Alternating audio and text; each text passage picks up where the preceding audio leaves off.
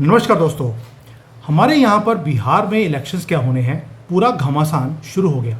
सब ने दाव पेच खेलने शुरू कर दिए।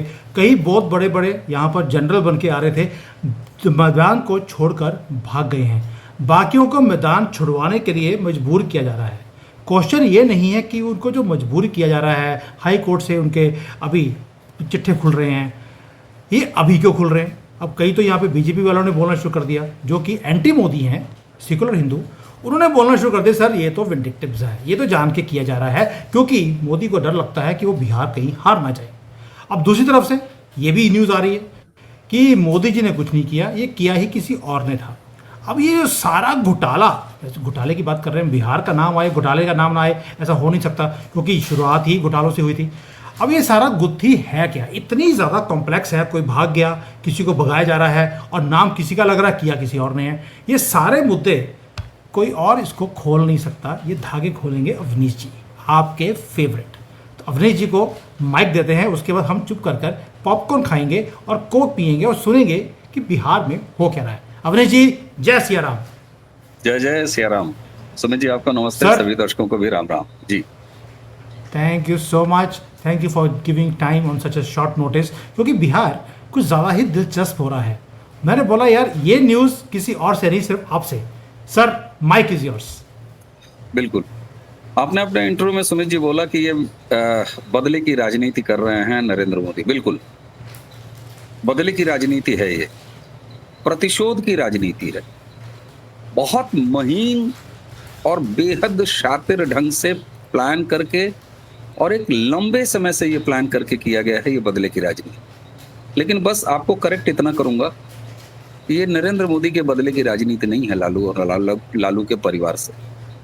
दरअसल ये बदले की राजनीति लालू और लालू के परिवार से सोनिया की है, राहुल की है और सोनिया कांग्रेस की है।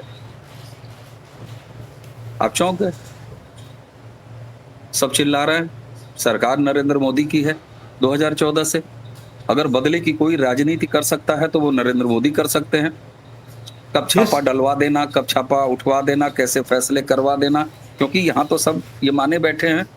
और मजे की बात यह है कि कांग्रेसी इकोसिस्टम और आज का जो अपोजिशन है उसका इकोसिस्टम ऐसा मानता है कि मोदी ने मुकदमा खुलवा दिया, मोदी ने जज को कह के फैसला सुनवा दिया। इसका अर्थ क्या है कि कांग्रेस का इकोसिस्टम जब ऐसा बोलता है तो ये अपने आप में हैंस प्रूव्ड वाली स्टोरी है कि कांग्रेस के समय में ऐसा होता था। कांग्रेस बदले की राजनीति करती थी, कांग्रेस मुकदमे दिलवाती थी, कांग्रेस जजों से फैसले सुनवाती थी, कांग्रेस सीबीआई के अधिकारियों को धमका के ये कहती थी कि जाओ ऐसी रिपोर्ट लगाओ, ऐसी जांच करो। क्यों भाई, जो हमारे समय में हुआ रहा है। हम एक कहावत मुझे याद आती है, सावन के अंधे को हरा हरा दिखता है। तो कांग्रेस के अंधों को 2014 के बाद भी सब हरा हरा दिखता है।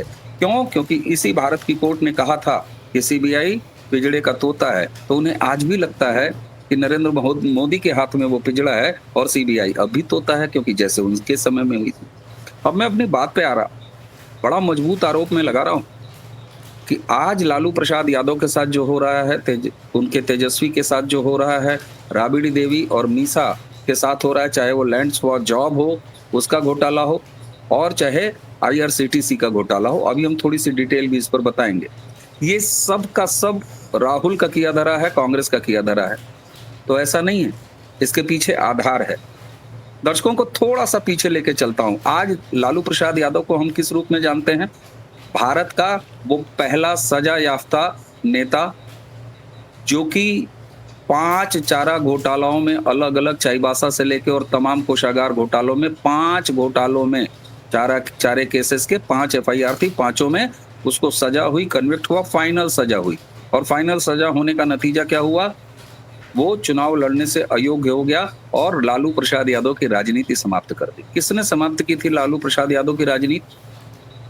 राहुल गांधी ने एक बिल फाड़ा था, एक बिल का ड्राफ्ट फाड़ा था राहुल गांधी ने। जब चारा घोटाले के केस चल रहे थे, और वो भी मजे की बात है कांग्रेस के समय में ही शुरू हुए थे, घोटाला भी कांग्रेस के समय में शुरू हुआ और लालू के ऊपर चारा घोटाले का मुकदमा भी कांग्रेस के समय शुरू हुआ।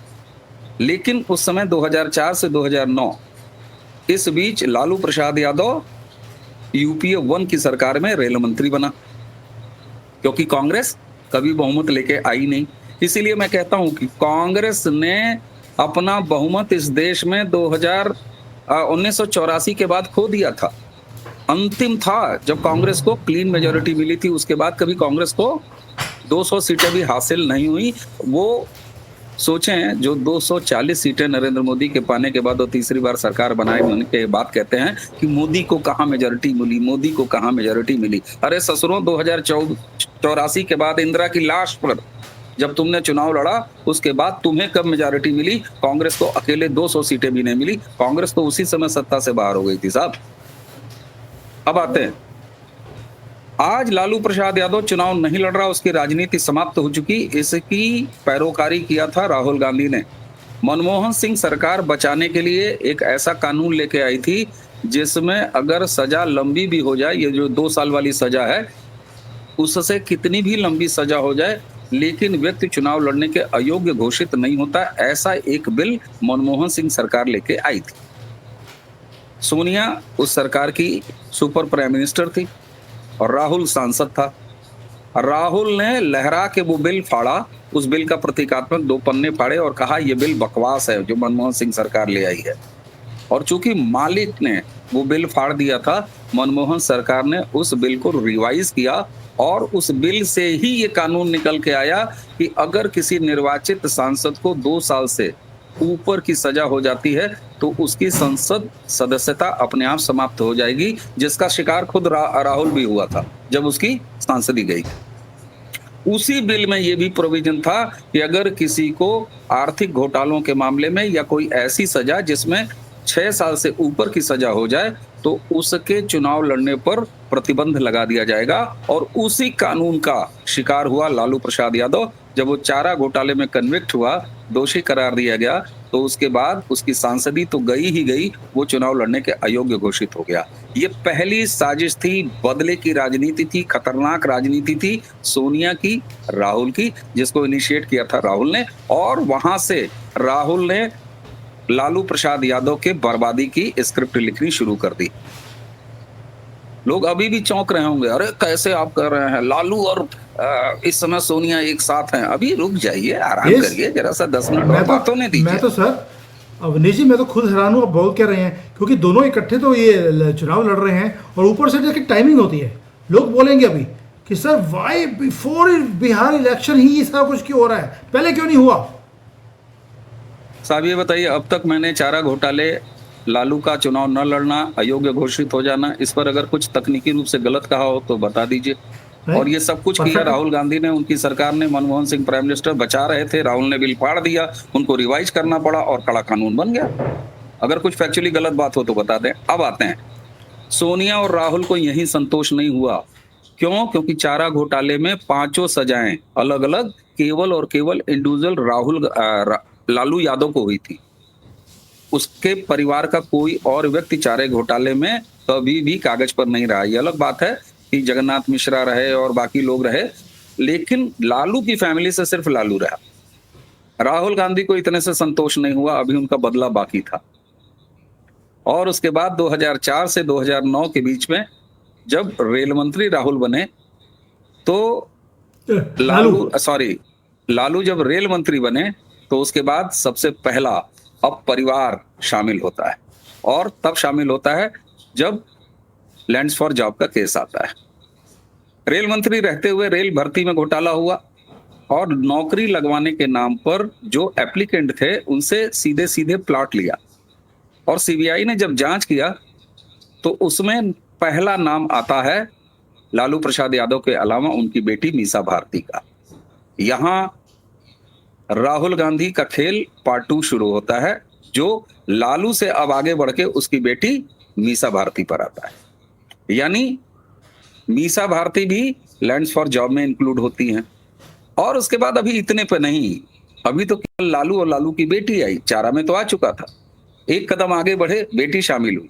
इसी लैंड्स फॉर जॉब में राबड़ी देवी के मायके के रिश्तेदारों की जमीनें ली गई और दिल्ली बुलवा के उसका पेपर तैयार कराया गया और उसके बदले ग्रुप डी की नौकरियां दी गई और तब नाम शामिल हुआ राबड़ी देवी का इस पूरे मामले में, लैंड्स फॉर जॉब घोटाले। तो यानी राहुल गांधी के निर्देशन में रेल मंत्री रहते हुए घोटाला किया लालू ने, और पहले खुद कन्विक्ट हुए चारा घोटाले के बाद दूसरे केस में, और उसके बाद उनकी बेटी मीसा भारती, और अब आई राबड़ी देवी। ये लैंड्स फॉर जॉब वाला मामला जिसका अब विजय सांगला का ऊपर आरोप लगा। यूपीए सरकार में ये मंत्री थे, रेल मंत्री रहे पवन बंसल, उन्हीं के भांजे हैं ये। तो अपने एक कैबिनेट के फंसवाया, और उसके बाद लालू की बेटी को और लालू की बीवी को, राबड़ी को। चलिए साहब, 2004 से 2009 खेल अभी बाकी था। खेल अभी इसलिए बाकी था कि भारत में जैसे पितृ सत्तात्मक हमारा समाज है, तो राहुल को ये पता था कि चश्मो चिराग जो हैं, अगर वारिस कोई बनेगा, पॉलिटिकल वारिस कोई बनेगा, तो तेजस्वी और तेज प्रताप में से कोई बनेगा। और उस समय तक ये क्लियर हो चुका था। ये भले अलग बात है कि तेजस्वी का नाम जब अब इसमें शामिल होता है तब वो मात्र 14-17 साल के थे, लेकिन ये तो साफ था कि तेजस्वी ही आगे चल के, या तेज प्रताप ही आगे चल के इसमें लालू के पॉलिटिकल वारिस बनेंगे, ये तो साफ था। उसके बाद आता है नंबर आईआरसीटीसी घोटाले का। आईआरसीटीसी घोटाला 2004 से 2009, जब बिल्कुल ये रेल मंत्री थे, तो होटल सौदे कराए गए, और सीबीआई ने जो केस दर्ज किया उसमें रांची और पुरी आईआरसीटीसी में साजिश के तहत टेंडर निकाला गया, और एक निजी कंपनी सुजाता होटल्स को पट्टे पर दे दिया। 2 होटल, बड़े टॉप क्लास होटल। लेकिन इसके बदले में क्या हुआ? इसके बदले में हुआ करोड़ों की जमीन, जो कि उस समय 94 करोड़ की थी मार्केट वैल्यू, उसको 1 करोड़ रुपए में लालू की सो कॉल्ड कंपनीज को उनको ट्रांसफर कर दिया। अब कैसे?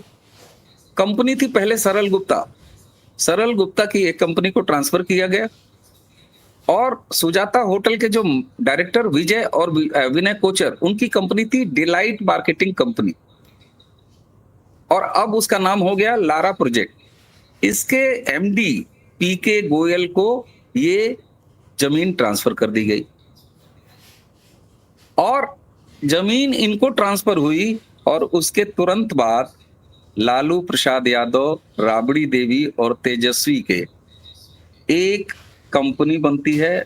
उस कंपनी को ये सारी जमीन उठा के ट्रांसफर कर दी जाती है, जो कि इस समय करीब 350 से 400 करोड़ रुपए की जमीन है। उस समय 94 से 100 करोड़ की जमीन थी। अब जो आरोप तय हुए हैं, वो आरोप आईपीसी की धारा 420 और 120 पी, और ये बिल्कुल ओपन एंड शट केस है। मजिस्ट्रेट ने भी, जज साहब ने भी ये कह दिया है कि बिल्कुल राबड़ी देवी की और तेजस्वी की संलिप्तता इसमें पाई जाती है। यानी पहले चारा घोटाला, बिल फाड़ के राहुल ने सजा तय कराई, राजनीति से बाहर किया लालू को। उसके बाद 2004 से 2009 पहले जब लैंड्स फॉर जॉब का घोटाला, जिसमें उन्होंने अपने एक रेल मंत्री पवन बंसल, उनके भांजे को फंसवाया। साथ में लालू के साथ एंट्री हुई मीसा भारती की घोटालेबाज के रूप में, चोर के रूप में, और उसके बाद राबड़ी देवी। लेकिन अभी भी लड़का बचा हुआ था। तो फिर उसके बाद होता है आईआरसीटीसी घोटाला, जिसमें लालू, मीसा, राबड़ी, और राबड़ी के बाद तेजस्वी यादव। ईश्वर का आशीर्वाद मुझे लगता है तेज प्रताप के साथ है, और कुछ पूर्व जन्म का प्रारब्ध है उस लड़के के पास, कि उस चोर परिवार ने खुद उसको धक्के मार के घर से बाहर निकाल दिया, और अब वो गीता की शपथ खाता है और कहता है कि मैं वापस कभी आरजेडी में नहीं जाऊंगा। ये प्रारब्ध कहीं ना कहीं ऊपर से लेके आता है। तो आप मुझे सुमित जी ये बताइए, और दर्शक भी ठंडे दिल से जरा सोचें कि आखिर लालू प्रसाद यादव और उनके खानदान, उनके परिवार के साथ ये साजिश लगातार कौन कर रहा था?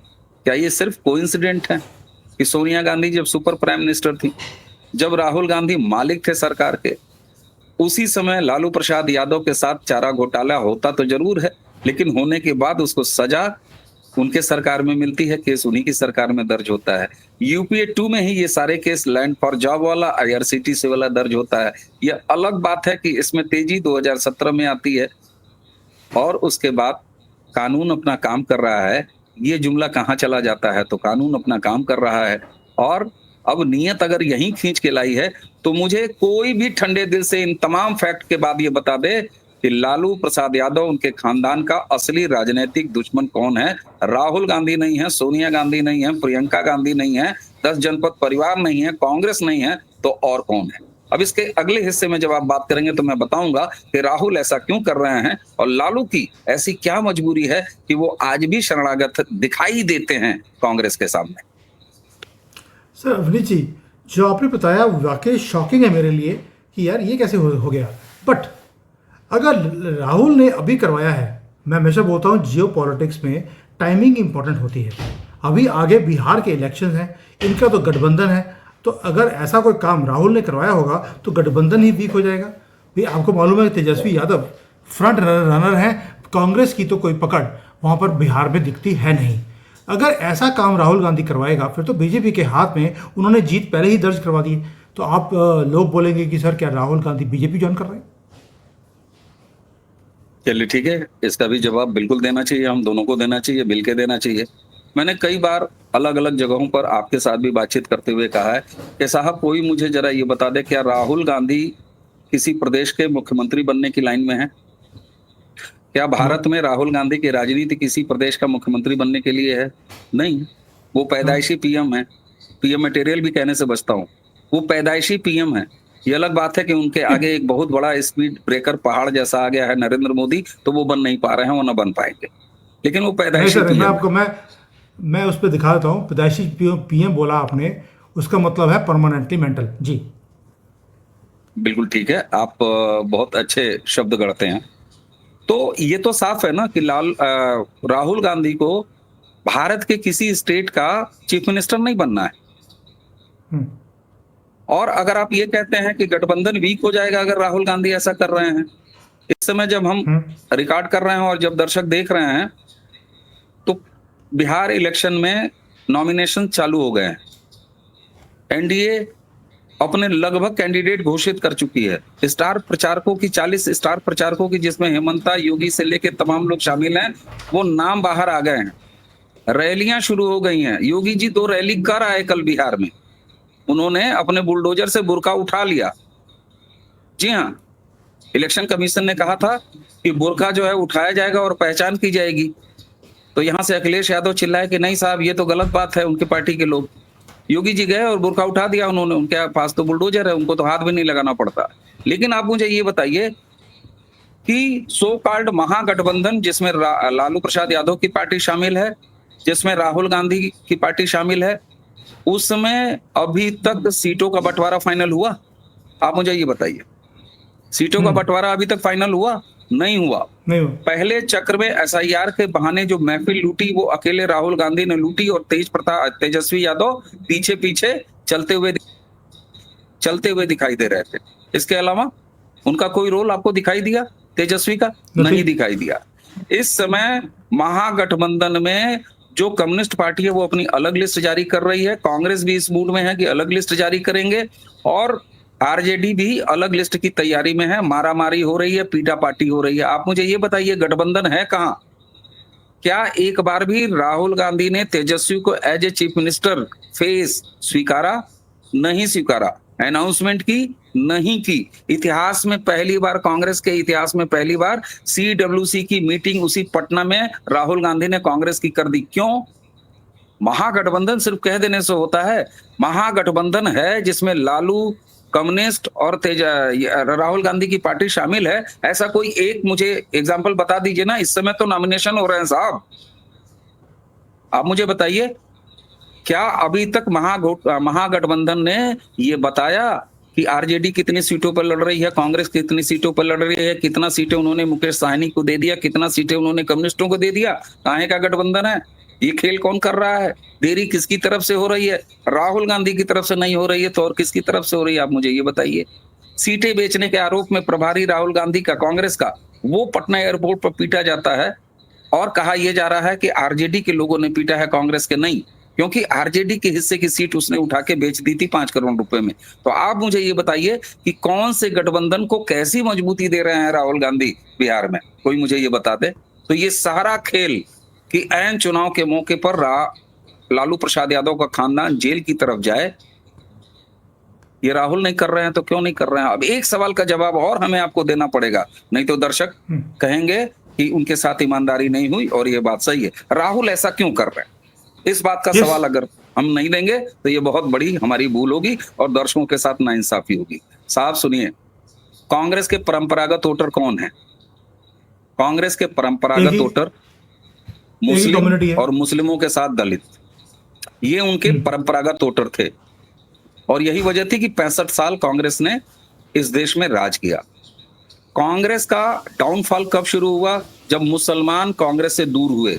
मुसलमान कांग्रेस से कैसे दूर हुए?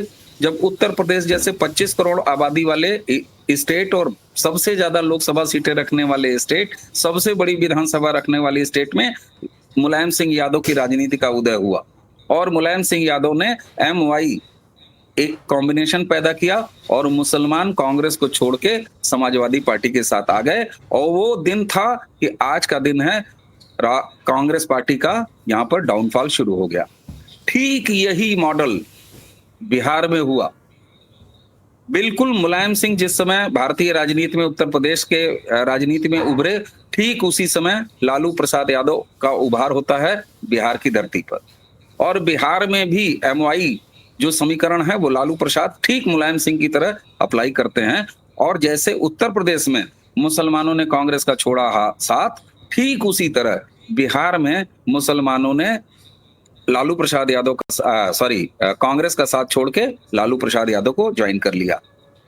क्षेत्रीय दल ममता बनर्जी, आप मुझे ये बताइए, ममता बनर्जी ने लेफ्ट के शासन का अंत किया और उसी के साथ साथ उन्होंने कांग्रेस का वहां पर अंत किया। कांग्रेस से निकली, मुसलमानों को लेके निकली, लेफ्ट का मॉडल उन्होंने अपनाया बाद में और कांग्रेस को वहां पर न्यूट्रलाइज कर दिया। और आगे आपको उदाहरण में अगर दे दूं तो शरद पवार ने महाराष्ट्र में किसका वोट खाया? कांग्रेस से निकले और कांग्रेस के वोट को लेके अपने साथ चले गए और महाराष्ट्र में एक सिंगल पार्टी के रूप में कांग्रेस नीचे आती गई।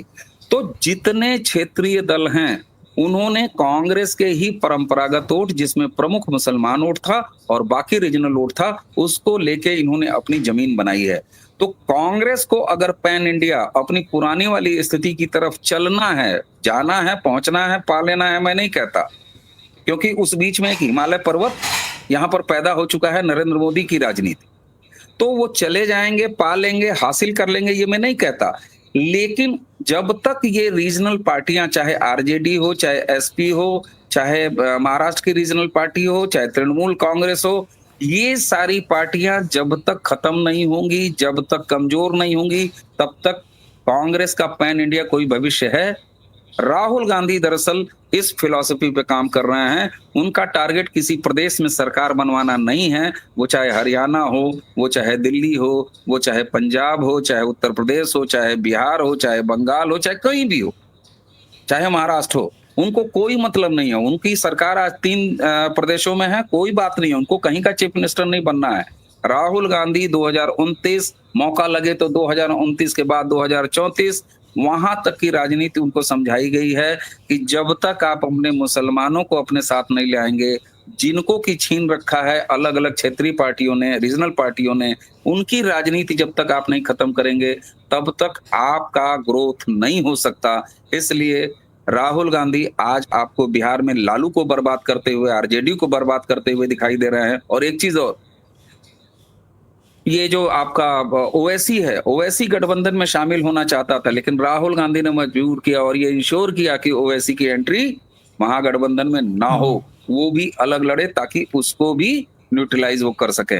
तो आज वो लालू की, तेजस्वी की पॉलिटिक्स बर्बाद कर रहे हैं क्योंकि इसमें उनका फायदा है, उनकी पार्टी का फायदा है, ऐसा उन्हें लगता है, ऐसा उन्हें समझाया गया है। ठीक यही काम वो उत्तर प्रदेश के 2027 के इलेक्शन से पहले आपको उत्तर प्रदेश में करते हुए दिखाई देंगे। इस बात को अगर सबसे अच्छी तरह किसी ने भांपा था समय से, तो स्वर्गीय मुलायम सिंह यादव ने भांपा था और कहा था अखिलेश ने बहुत बड़ी गलती कर दी है राहुल गांधी से समझौता करके, क्योंकि मुलायम जानते थे कि हम किसकी पोटली से माल निकाल के ले आए हैं। कांग्रेस की पोटली से हम माल निकाल के ले आए हैं मुसलमानों के वोटों का, और उससे अपनी सरकार बनाई है, अपनी राजनीति स्टैब्लिश कर दी है। तो मुझे लगता है कि अब ये बिल्कुल क्रिस्टल क्लियर हो जाना चाहिए दर्शकों को कि चारे घोटाले से शुरुआत करके बिल फाड़ के इंश्योर किया कि लालू की राजनीति बर्बाद हो जाए, आगे उसके परिवार भी बर्बाद हो जाए। लैंड फॉर जॉब्स का घोटाला आता है, सरकार कांग्रेस की रहती है, घोटाला भी उसी समय होता है, मुकदमा भी उसी समय होता है। उसके बाद आईआरसीटीसी का घोटाला आता है, घोटाला भी कांग्रेस की सरकार के समय होता है यूपीए में, और मुकदमा भी उसी समय होता है। अब भाई साहब, ये तो अगर किसी को इस बात का जवाब चाहिए कि अभी क्यों, तो सुप्रीम कोर्ट और मिलाड से पूछिए कि साहब इतनी पेंडिंग केसेस लाखों लाख आपके पास क्यों हैं कि इतने साल लग जाते हैं मुकदमे शुरू होने के। सर तभी तो जूते पड़ रहे हैं उनको। बट आपने जैसे समझाया आज, भाई मेरे तो आपने सारे दिमाग के सारे धागे खोल दिए कि वाकई में ये, मैं तो खुद सोच रहा था कि यार ये तो जो मोदी जी ने किया है बिहार के इलेक्शन से सिर्फ पहले, ये गलत काम सुमित किया, भाई, ये ऐसा मैंने नहीं तथ्य होना रख दिए चाहिए। हैं, मैंने अपनी तरफ से कोई कहानी नहीं रखी है, मैंने केवल तथ्य रख नो दिए नो हैं, नो, पूरी क्रोनोलॉजी दिखा दी है, और आप देखिए, डॉट्स जोड़िए, आपको पता लग जाएगा कौन कर रहा है, क्यों कर रहा है। ब्रिलियंट आपने जो दिया है, ब्रिलियंट है। और मुझे विश्वास है कि आपकी इस वीडियो के बाद जो ये सेकुलर हिंदू हैं उनका दिमाग भी ठनकेगा कि वाकई में ये मोदी जी का किया हुआ नहीं है, ये राहुल गांधी, ये तब से लगा हुआ है जब इनकी यूपीए की सरकार थी कि इन रीजनल पार्टीज को ख़त्म करना है। वही मज़ा आ गया अवनी जी। तभी तो दर्शक जब आप मेरे साथ आते हैं, दे लव योर शोज, दे वो मुझे कई बार बोलते भी हैं, सर इंडियन पॉलिटिक्स आप अवनीश जी को बुलाया कीजिए, this is the reason why they से इट। थैंक यू, जय हिंद एंड वंदे मातरम। जय जय श्री राम, वंदे मातरम। जय जय सिया राम।